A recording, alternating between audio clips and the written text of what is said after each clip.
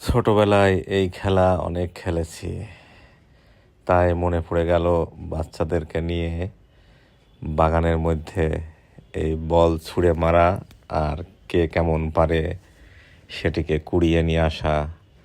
বেশ ভালো মজায় লেগেছে এবং সবচেয়ে পিচ্চি রাইদও যখন বলটা পেল খুব খুশি হলো। আবার যখন পায়নি তখন সেই কান্না করা। খেলাটা বেশ আমরা উপভোগ করেছি।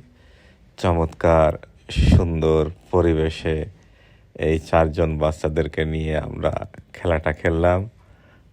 বেশ ভালোই লাগলো। বেশিরভাগই রাহা পেয়েছেও বড় সেজন্য, আর সবচেয়ে কম পেয়েছে রাইদ। কিন্তু খুবই মজা হয়েছে।